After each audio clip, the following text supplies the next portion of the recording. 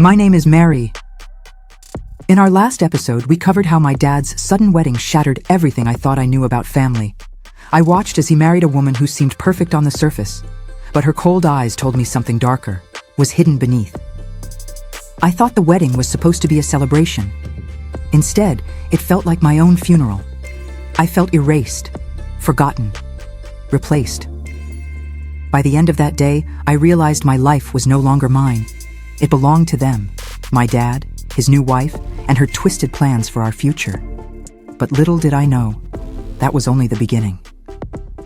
The morning after the wedding, I woke up in a house that suddenly didn't feel like home. The air smelled different. The walls seemed colder, and worst of all, my dad didn't even come to check on me. Instead, she did. My new stepmother. She stood in my doorway with a smile so sweet, it almost made me sick. "Good morning, Mary. From now on, we'll be one big, happy family." I just stared at her, my hands tightening into fists beneath the blanket. I wanted to scream, "You'll never be my family!" But instead, I swallowed my words, because I knew. She wanted a reaction, and I wasn't going to give it to her. Downstairs, breakfast was already on the table. My dad sat at the head, reading the newspaper like nothing in the world had changed. His new wife served him coffee with her fake smile, like some perfect little actress. When I sat down, no one even acknowledged me. Not my dad, not her. I felt invisible. Finally, I slammed my fork against the plate. "Are you seriously just going to act like nothing happened yesterday? Like everything is normal?" My dad lowered his paper slowly. His face was blank, but his eyes were sharp. "Mary, enough. Show some respect." Respect? For who? For the stranger who had just replaced my mother? For the father who didn't care? Enough to ask if I was okay? I bit my tongue until I tasted blood. That was the first moment I realized something terrifying. This wasn't just about a wedding. This was about power. And I was losing mine, fast. But I promised myself, not for long. That night, as I sat in my room, I heard them talking downstairs. Their voices carried through the vents. Her voice, soft, manipulative. His voice, low, hesitant, like he was being pulled into something he couldn't control. I pressed my ear against the floor. "We need to set boundaries with her," my stepmother whispered. "If she resists, it will ruin everything we're building." And then my dad's voice, tired. "She's my daughter. Just give her time." Her reply made my blood freeze. "No, if we give her time, she'll fight back harder. We need to break her before she learns how to break us." My heart stopped. Break me? What did that even mean? I backed away from the vent, my hands trembling. That was the moment I knew. This wasn't just about a marriage. This was war, and I wasn't about to lose. That night, sleep never came. Every creak of the floorboards, every whisper of the wind against my window, my mind twisted it into her voice, her promise, her threat. We need to break her before she learns how to break us. By morning, my body was awake, but my soul felt crushed. When I walked into the kitchen, I noticed something strange. The walls were decorated differently. My mom's old family photos were gone. Every picture frame that used to hold her smile had been replaced with images of her standing beside my dad, her holding a bouquet, her laughing in dresses that sparkled too much. I felt my chest burn. "Where's my mom's stuff?" She turned to me slowly, holding a glass of orange juice like a trophy. "Oh, those? I put them away? We don't want the house to feel cluttered, do we?" Cluttered? Those photos weren't clutter. They were my history, my memories. My mother. Before I could scream, my dad walked in, adjusting his tie. "Mary, don't start. This is a fresh chapter for all of us." A fresh chapter, as if my mom had just been erased with one flip of the page. At school, I tried to act normal, but word spreads fast. By lunch, everyone had heard about my dad's wedding. My friends stared at me with curious eyes, like I was some kind of freak show. "Wait, your dad just married someone you barely know?" one girl whispered. "And she moved in immediately?" another added. I didn't answer. I didn't need to. The way my silence stretched told them everything. But then, something worse happened. A new car pulled up outside the school gates, shiny, black, expensive, and out stepped her. My stepmother. The cafeteria went silent. She waved at me, smiling. That perfect poisonous smile. "Mary, sweetheart, I thought I'd surprise you with lunch." Gasps filled the room. I wanted to sink into the floor. "What are you doing here?" I hissed, my face red with shame, but she didn't care. She placed a shiny lunchbox in front of me like some cruel display. "I made this for you. From now on, I'll take care of you." The whole cafeteria laughed. Not with me, at me. My stepmother had turned my pain into a spectacle. When I got home, I stormed into my room, slamming the door so hard the walls shook. Minutes later, she entered without knocking. "You embarrassed me today," I spat, my hands trembling. Her smile never faded. "No, Mary. You embarrassed yourself. I was only trying to be kind. But if you keep resisting me..." Her voice dropped to a whisper. "You'll regret it." I stood frozen, staring at her, and in that moment, I realized something terrifying. She wasn't just trying to replace my mom, she was trying to erase me. That night, as I lay in bed, I made myself a promise. If she wanted war, I'd give her one. But I wouldn't fight like her, with fake smiles and poisonous whispers. No, I'd fight smarter, harder, until the mask she wore finally cracked, and everyone saw the monster hiding underneath. The next morning, I woke up earlier than usual. Not because I wanted to, but because I had to. Every day with her in the house felt like drowning. If I didn't do something soon, she would take everything. My dad, my home, my life. I stared at myself in the mirror. My reflection looked tired, broken. But behind my eyes, I saw something new. Determination. I started small. She had left her handbag on the sofa one evening, too busy talking on the phone in the kitchen. Her laugh echoed through the walls, sharp, fake, piercing. I opened her bag, quietly, lipstick, perfume, a pair of sunglasses, and then papers, receipts from luxury stores, hotel bookings, jewelry purchases. None of them in my dad's name. Instead, another name appeared over and over. Richard Cord. My hands went cold. Who was Richard Cord? I shoved the papers back inside just in time. She walked in, heels clicking against the wooden floor. Her eyes scanned the room, then landed on me. "Up so late, Mary? Couldn't sleep?" I forced a smile. "Yeah, just homework." She leaned in closer, so close I could smell her perfume. Sweet, expensive, suffocating. "You're a terrible liar," she whispered, brushing past me. For the first time, I realized something horrifying. She suspected me. At school, I couldn't focus. Richard Cord. The name looped in my brain like a curse.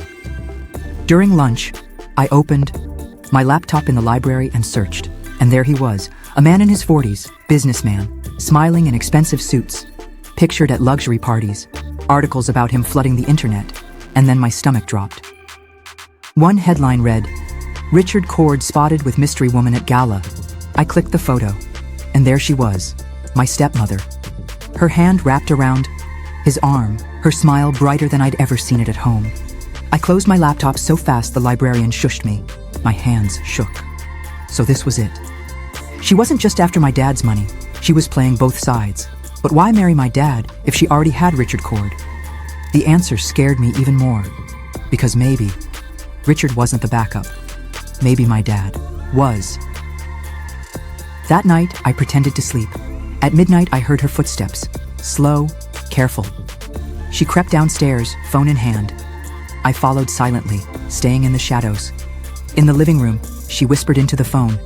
"Yes, Richard. He suspects nothing.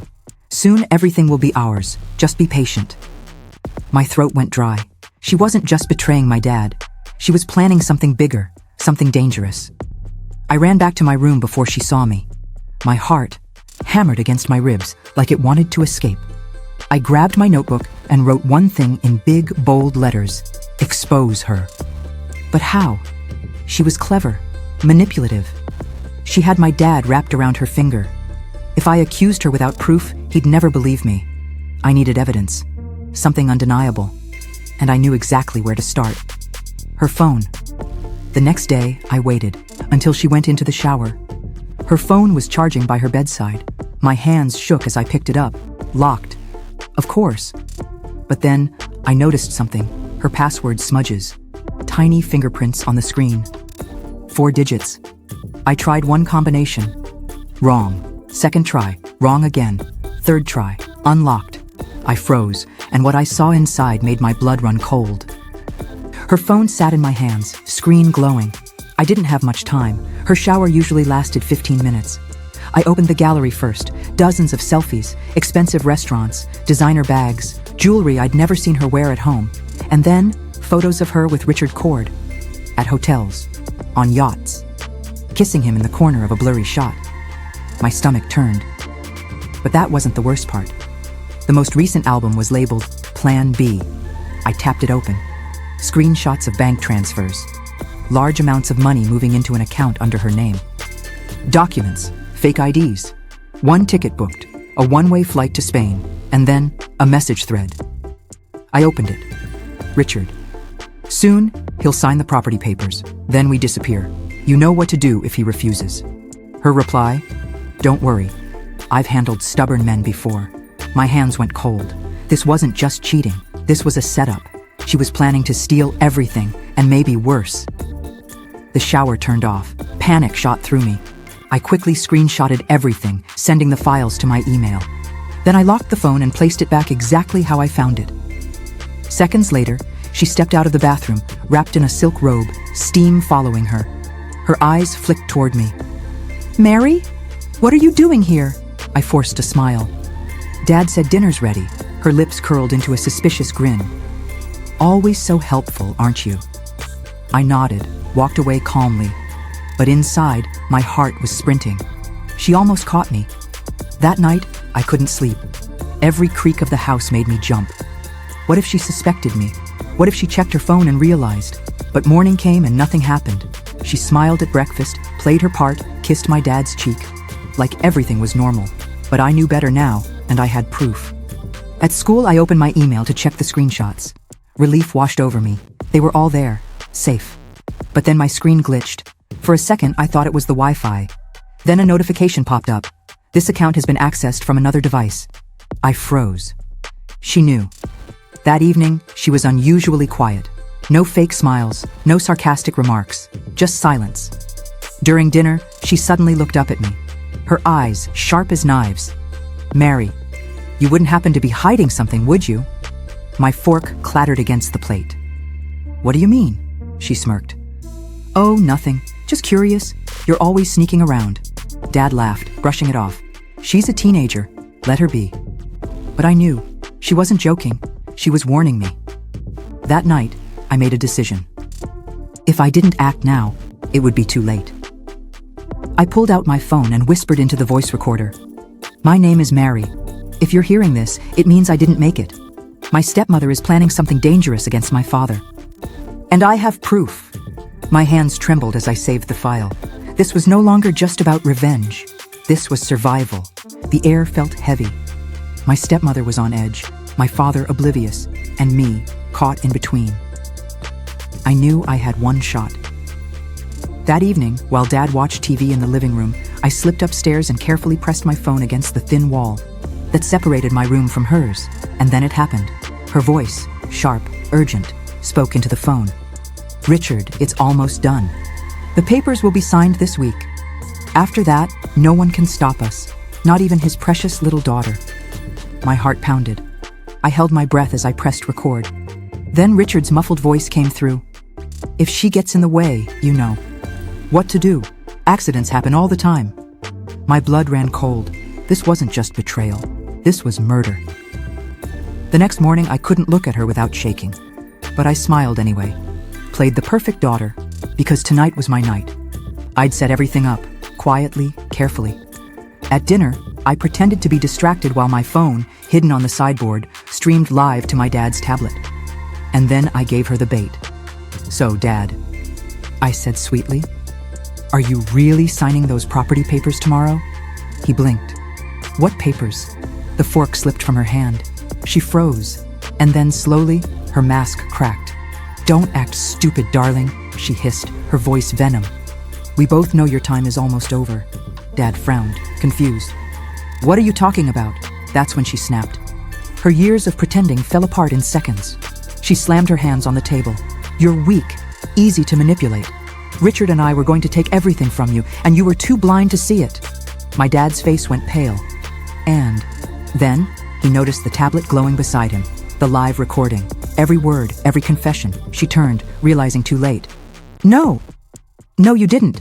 Yes, I said, my voice steady. I did. Before she could react, Dad stood up. His face filled with rage I'd never seen before. You used me. You planned to destroy my family. In my own house. Her eyes darted, searching for a way out. But this time, there was none. Within minutes, the police arrived. I had already sent them the files, the screenshots, the recordings. It was over. She screamed, cursed, fought. But they dragged her out. In handcuffs. And for the first time in months, the house felt clean. Later that night, Dad sat beside me, eyes wet. I'm sorry, Mary. I should have seen through her. You saved me. You saved us. I smiled weakly. But inside, I knew. This wasn't just about saving him. It was about proving that no matter how perfect someone looks, the truth always comes out. And sometimes revenge is simply called justice. Never underestimate the quiet ones. Sometimes they're the only ones paying attention. If you were in Mary's place, what would you have done differently? Tell me in the comments, and don't forget to like, share, and subscribe for more stories of betrayal, revenge, and justice.